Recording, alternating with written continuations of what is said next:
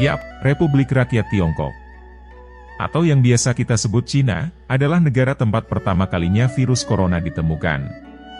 Negara ini juga sering bertikai dengan Amerika Serikat, dalam bidang perekonomian, militer, konflik Laut Cina Selatan dan sebagainya. Terakhir, negara ini sempat menjadi sorotan dunia internasional, khususnya dari umat Muslim, yaitu perlakuan Cina terhadap minoritas Muslim Uighur. Dan sepertinya, masih banyak hal lain dari negara ini, yang mungkin belum kamu ketahui. Untuk itu, simak videonya sampai akhir.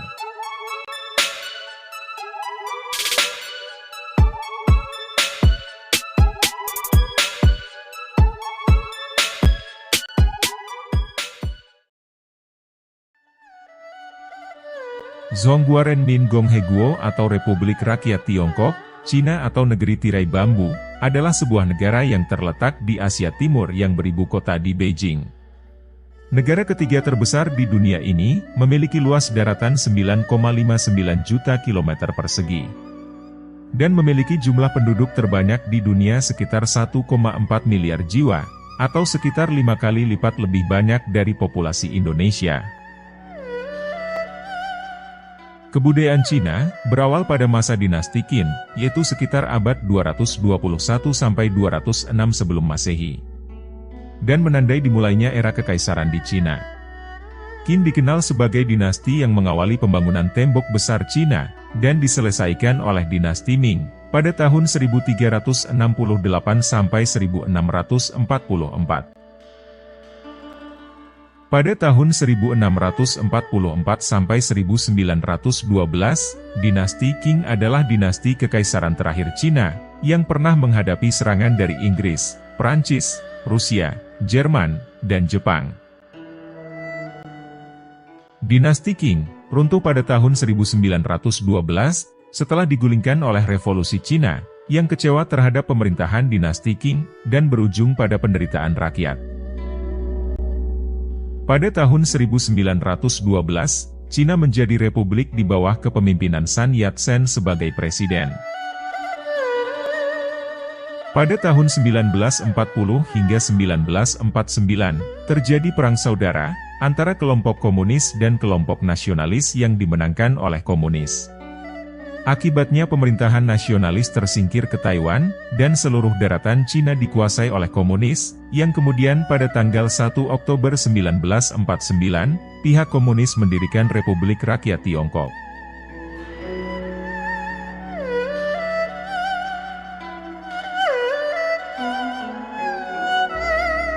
Secara geografis, Cina atau Tiongkok terletak di benua Asia bagian timur, dan berbatasan langsung dengan Mongolia di sebelah utara, Nepal, Bhutan, India, Myanmar, Laos dan Vietnam di sebelah selatan. Di sebelah timur, Cina berbatasan dengan Korea Utara, dan di sebelah baratnya berbatasan dengan Pakistan, Kirgistan, Kazakhstan dan Tajikistan. Sementara untuk wilayah perairan, Cina berbatasan langsung dengan 8 negara, yaitu Korea Selatan, Korea Utara, Jepang, Indonesia, Filipina, Brunei Darussalam, Malaysia, dan Vietnam. Bagian utara Cina, bentang alamnya lebih datar dan berdebu. Sedangkan di bagian selatan, alamnya relatif kasar dan terdapat cukup banyak pegunungan. Wilayah timur Cina, sebagian besarnya terdiri atas lembah sungai yang dikelilingi beberapa pegunungan. Dan bagian barat Cina, memiliki jajaran gunung yang utama. Khususnya pegunungan Himalaya, yang menjadi sebuah batas negara antara Tiongkok, dengan Nepal, India, dan Bhutan. Dan sebagiannya lagi, merupakan padang pasir yang menjadi bagian dari Gurun Taklamakan dan Gurun Gobi. Secara umum, bentang alam yang ada di negara Cina, bisa dibedakan menjadi 4 wilayah utama. Yaitu, Stepa Plato Mongolia, cekungan Gurun Xinjiang, lembah sungai besar dan dataran tinggi Manchuria, serta plato dan pegunungan tinggi Tibet. Cina memiliki iklim yang sangat bervariasi, mulai dari iklim tropis di selatan, dan subarktik di bagian utara.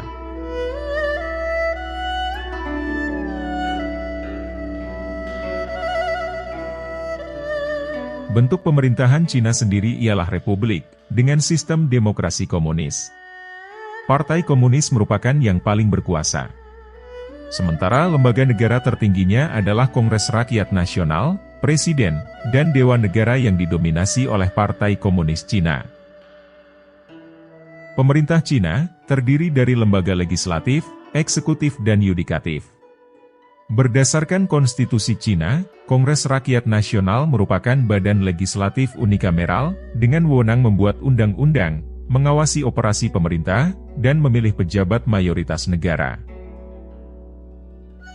Presiden dan Dewan Negara merupakan lembaga eksekutif di Cina. Dewan Negara merupakan lembaga eksekutif yang dipimpin oleh Perdana Menteri. Dan termasuk sejumlah variabel seperti Wakil Perdana Menteri, 5 anggota Dewan Negara, Sekretaris Jenderal Dewan Negara, dan Kabinet Menteri yang saat ini terdiri dari 26 kementerian. Kepala negara Cina dijabat oleh Presiden, yang dipilih oleh Kongres Rakyat Nasional.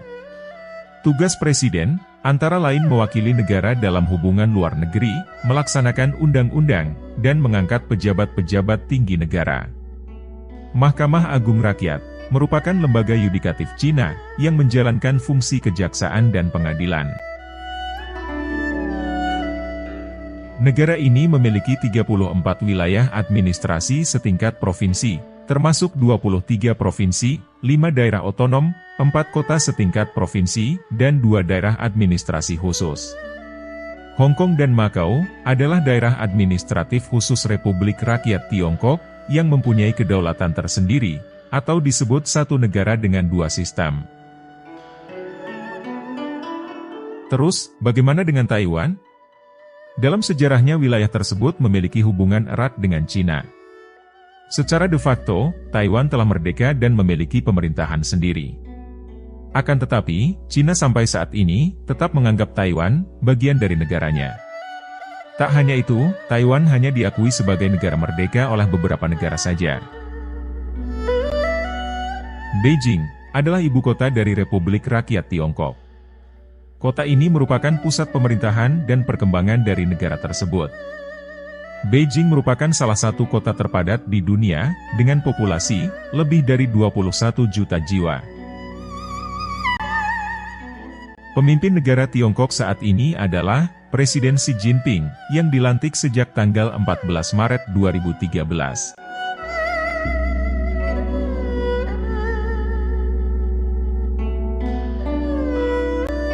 Pemerintah Tiongkok atau Cina, sering dikatakan sebagai otokratis dan komunis. Namun, ideologi ekonominya menganut kapitalis bukan sosialis seperti negara komunis lainnya.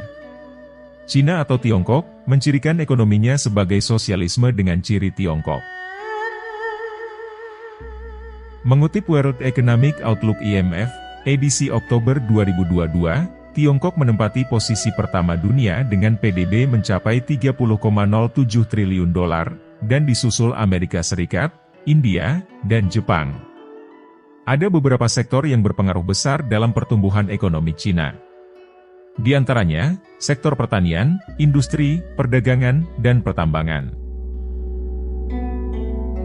Sektor industri Cina mengalami perkembangan yang pesat.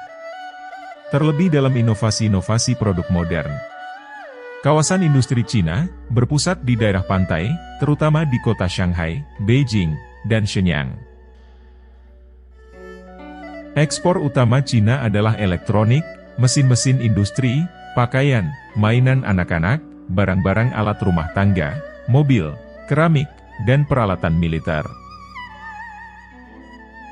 Lokasi geografis Cina bisa dibilang sangat menguntungkan. Dikarenakan terletak di antara banyak negara, sehingga akses untuk menjalin kerjasama pun bisa dijangkau dengan mudah. Cina atau Tiongkok menjalin hubungan diplomatik hampir seluruh negara di dunia. Namun, dari beberapa sumber informasi, Tiongkok menetapkan syarat bahwa negara yang ingin menjalin kerjasama diplomatik dengannya harus menyetujui klaim Republik Rakyat Tiongkok terhadap Taiwan dan memutuskan hubungan resmi dengan pemerintah Taiwan. Benarkah demikian?